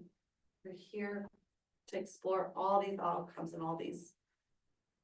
So Wait. Nina, are you proposing that we end this meeting soon? Right now. And that Anna and, the administrators that are a part of this group, Can have a caucus. can have a caucus and a conversation. We can have a conversation and somehow we communicate with each other before next Thursday That's a great next point. that we're in this Together. or not. Yep. And are we not able to say this now? That's my confusion too, like, are we not willing to say we're this together now? I feel like, right, the shared interest that brought us all to this team this year was a competitive salary and benefits package, right? We all found that in the IBB. And you're spot on that where we led the last meeting was, hey, one idea on a definition of competitive looks like PBO8, universal, and an increase of point, whatever the point, whatever, to get to the 2.3 inflation rate. That felt like, okay, there's an idea. Those are our right? ideas. And I think that like if we're coming together to talk about how to get a competitive salary and benefits package, like, yes, I'm all in. But yes, of course, we thumbs that. That's what this is about. I guess where I'm stuck is, and Alicia, to your point, like, I really feel committed that this team has to understand how we got to the conclusion to say there is not additional money to infuse into 25-26 salaries beyond that 2.8 for salaries and benefits. I feel incredibly responsible that we explain that line by line, that everybody understands how we got there. Because I think one of the areas that I'm like, is that what we're here to do, is say, okay, that's fine, but it's not enough and you have to go further. And this is how, cut these 6 positions so that we can do these things. Like that feels sticky to me, and it felt like that's where we were heading at the last meeting. And so I guess it's just that, like, how and I guess that's where I felt too, like, what are we asking? I don't know. I think those are some of the pieces that I just wasn't clear on, and I feel a real responsibility to back off that 1.5, 1.3 and say, hey, we got 2.8. Let's not predetermine what that is. Let's figure out and propose, and we can work on that and get some better understanding of what these budgets look like, and percentages, to your point, Miles, and say, therefore, when we look at that 2.8, let's break it up this way, and have health insurance committee try to come up with something they can agree on, and then the teams work to see if we can fund that out of that like, I'm super open to that, because yes, I agree at that point, then it does feel like okay, then let's look at all those spreadsheets and scattergrams. But I think my reluctance in that initially was like, we don't have any more money to infuse, and so to what end are we doing all But that? we are- So We have an IBB process though, where there could be ideas that could get more money. Yeah. And so I think that's the purpose of the IBB, is to sit in here and hear other ideas and listen to other ideas. And then also with the purpose of IBB, that one person can say no, that's not gonna go. And so each person here has that power to, it's gonna be brought up and it's gonna be talked about, but it can be said no. How long, and Megan, maybe this goes back to the 08 experience, when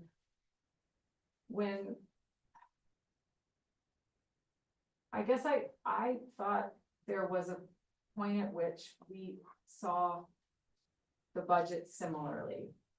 And I get that we're not there. I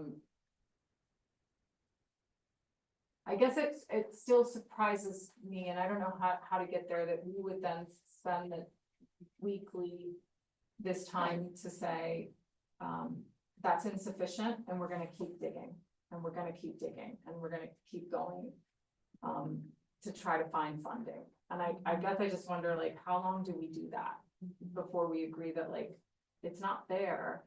And I don't know. I guess I'm just. That hasn't happened, It hasn't happened, and there we will don't be a know. date, right? There's a date that everything has to be approved, but we have some substantial ideas that have been brought up. I'm going to use as an example, I'm not speaking for the whole group. The house in RVR, right? That is a substantial amount of money. Many people, the community has expressed dismay at that purchase, the teachers, like I've heard it within this building. It's very frustrating to have that be like, nope, that's off the table. Now your health insurance benefits are going to be not as good coverage. It's gonna cost you a little more. We'll pay for it, but we're gonna keep that house. Like, that feels like we're just being ignored. And honestly, in the wake of the decisions that were made that led up to this bad spot, I would hope that everybody's doing everything they can to hear and build trust right now, instead of say, nope, trust us again. We're not gonna show you these numbers. The number's 2.8, not gonna give you the numbers at all to look at, but trust us, it's 2.8, work with that. When we know that the predictor, the person who predicted like our future enrollment, thank you. We know that has showed that we're not coming back from this decline anytime soon. And yet we're still gonna maintain this property that is in case we need to build another elementary school. And yet we're still we have a superintendent who said, I don't wanna live in the superintendent house, but we're gonna keep this just in case we need it for a superintendent. These are our rainy days. We need to be thinking about what can we do without in this time, and it just feels like that's just not being heard. We're just being told over and over, trust the 2.8. Yes, we screwed up before, but just trust us, it's 2.8. And that's really frustrating, and it's not building any good faith among the teachers. It's just not. Teachers are frustrated and wanting to leave and feeling scared, and we have teachers dealing with like a lot of illness that are saying, can I even afford this? Like, it's really scary for people right now. And if you take off a certain percentage from somebody who makes over $200,000 a year, yeah, that is a little bit. You're still well within being able to live in this valley. When you take a certain percentage off of somebody who makes $50,000 a year, it has a drastic impact. And we're just being asked to trust these numbers and work with this small pot. It's hard to do. And additionally, I think we are bringing these things to you, like the story that Molly just shared.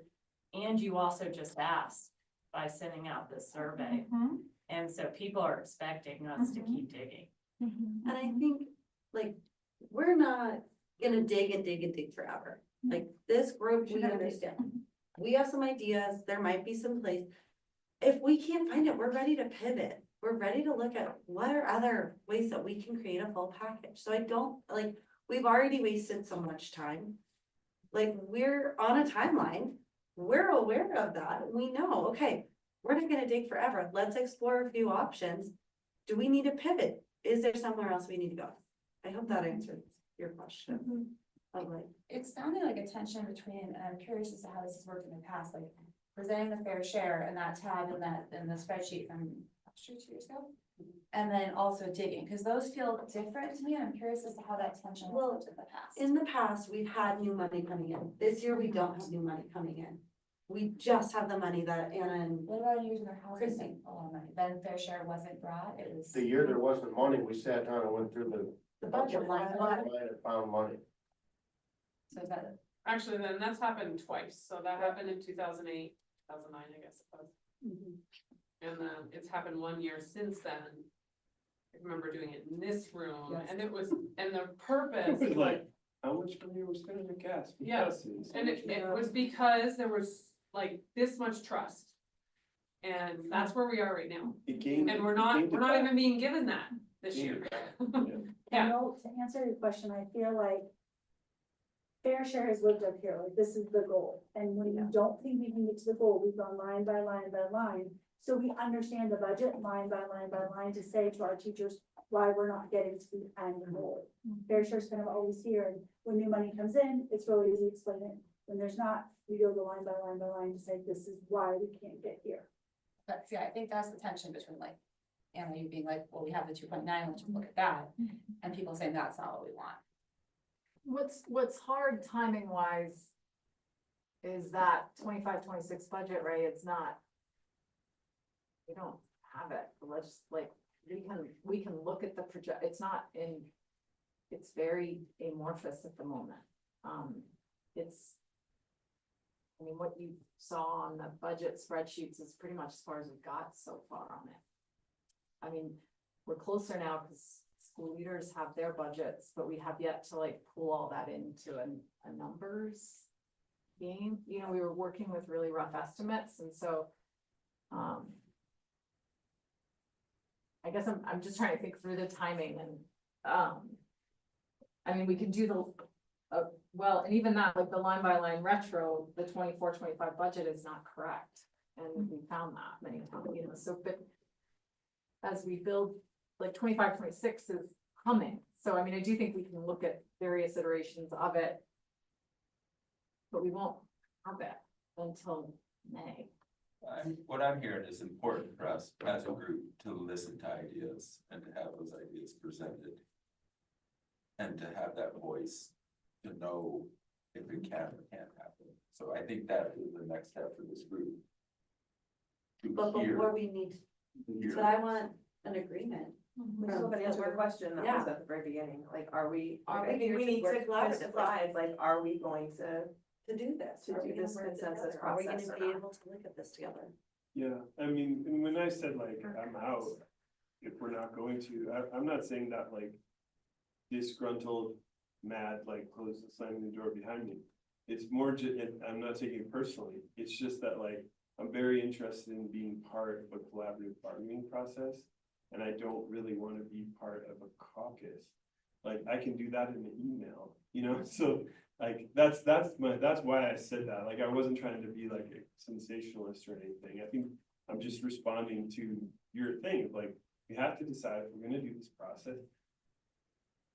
And I understand, like, there's a lot of tricky stuff that goes along with it. I mean, that's a huge ask to say, can we make these decisions on unanimous consent? Like, that's huge. And I can understand why you guys might be like, no, that's not possible.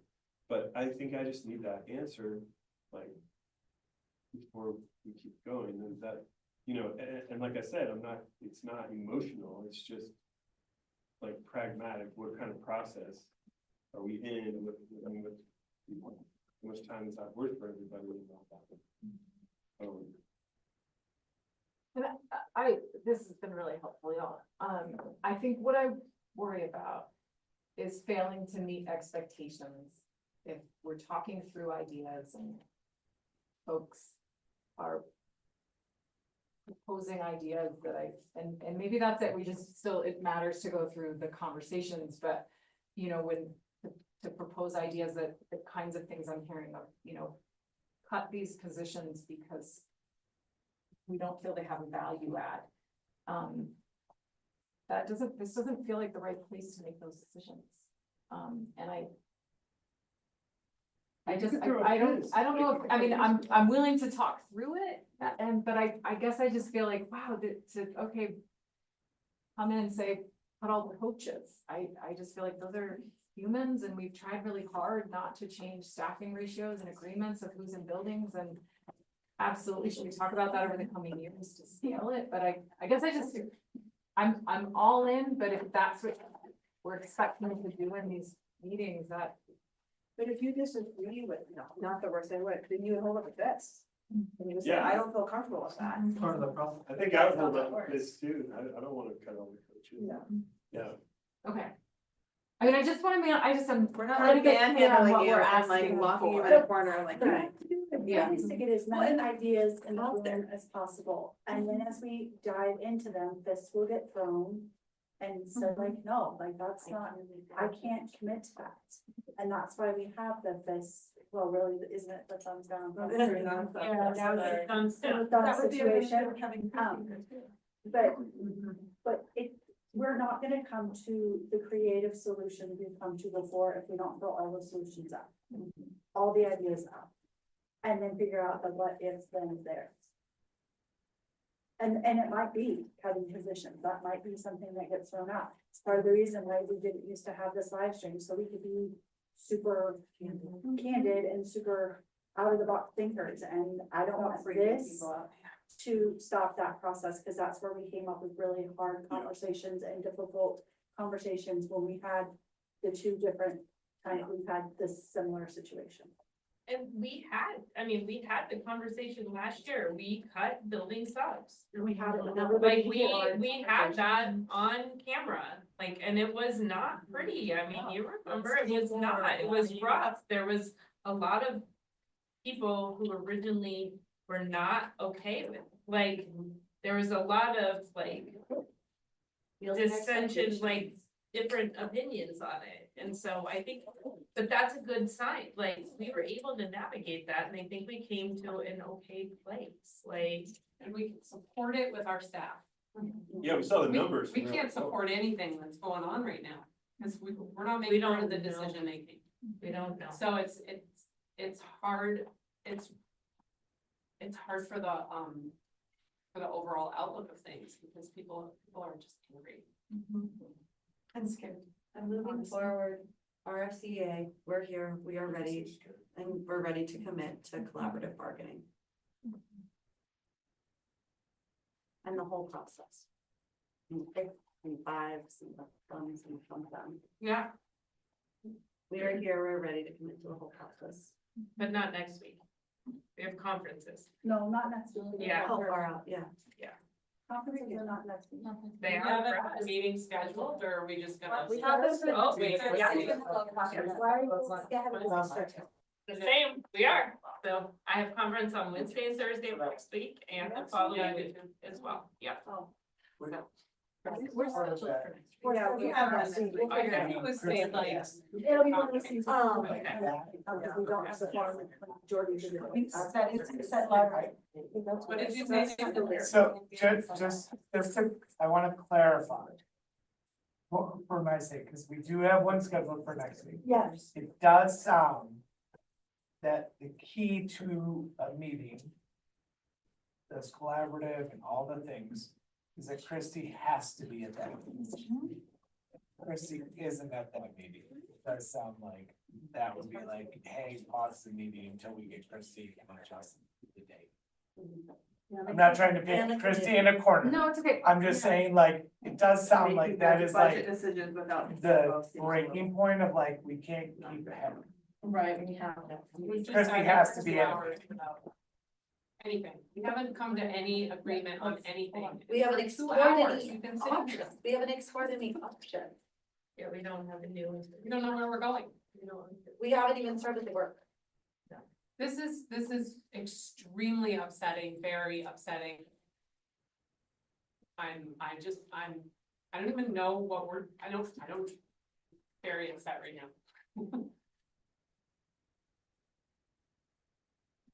Not understanding what was like pausing progress today. Like, I thought this was all part of this conversation is progress. We came here to work. Right, This is so- our side. going to work together and we saw we were ready. So I'm not understanding why we did it then, or we're not. we haven't gotten the, yes, we're going to, we all agree, we're going to do this. We haven't been presented with any information that we can work about, that we could do work on. And the work we started. So far, we've just been told this is where the money's going, and we're not getting any agreement about.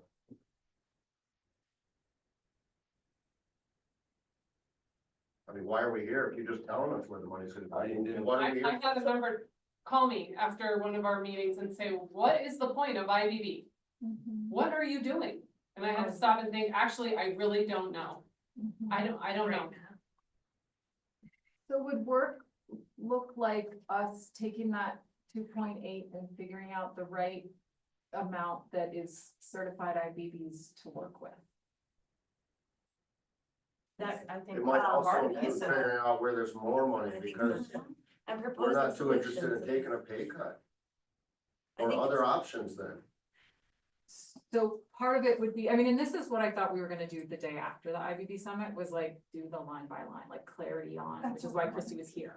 You know, to like, and that's why we pulled it up and we're like, okay, let's talk about it.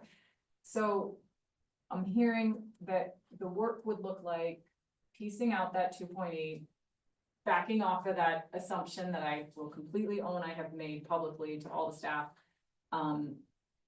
Divvying that up so that classified can make decisions for themselves, certified can make decisions for themselves, admin can make decisions for themselves. We start to work with that portion of that feels right for certified, and that then we go through that projected 25-26 budget. Does Or that sound like another where it starts? way could be that it could start here with the full pot of the 2.8, and then it could be brought to those other committees of. How does that look to you? I'm confused why that would get split up. Say it again. I'm confused why that 2.8 would be split up, because the The first insurance one is portion about of health it. insurance, which is in our contract that we're in charge of. With admin and classified, Yeah. We want, totally, and we wanna make sure they're included, and that's So in the that- contracts, but it's all free. right? That's one. And then the other half is the Salary teacher schedule. salary schedule. Mm-hmm. So I don't understand how that would have to be divvied up. I don't know why we're separating that Cause off. the 1.3 is for COLA / step for, All salary schedules, not teacher salary schedule. Okay, so yeah, then maybe splitting that one up. that's, yeah. Well, I think understanding how we got to the 1.3. Yeah. Yeah, which means the line by line. Yeah, because And then I starting think- with the 2.5, whatever. It's not, it's like, where's the wizard is behind the curtain, like, we'd like to know what's back there. So are And then I we, think that, sorry. are we agreeing to come back if we have a line by line look? At how the 2.8 was arrived at? I think that, I also think I need an agreement that we're gonna work collaboratively. And that means that if we propose a solution, it's, let's explore it, let's look at it. Just five, that's not a viable solution, someone to, through, it's not viable. Is this something, I know technically this is a subcommittee, but is this something that Rusty could facilitate, or is that out of his purview? I think the reason we don't have him facilitating is because it's collaborative and we wanna put trust in. But, like, we've never run it with a facilitator before. But if it's something that we need to explore, if parties feel like that would be an important piece to this. It, to me, that makes it feel a little more positional, just having a facilitator here versus collaborative and looking towards moving towards a certain point together. Just surviving and this group says, oh, no, we don't want that. So it makes it feel a little more positional to me, but if that's something that would ease us so that we're able to work collaboratively, we can discuss it.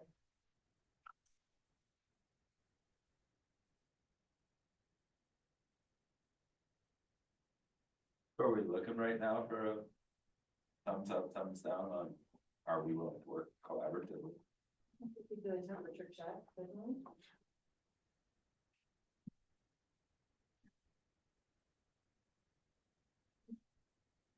Next Thursday? Made a decision.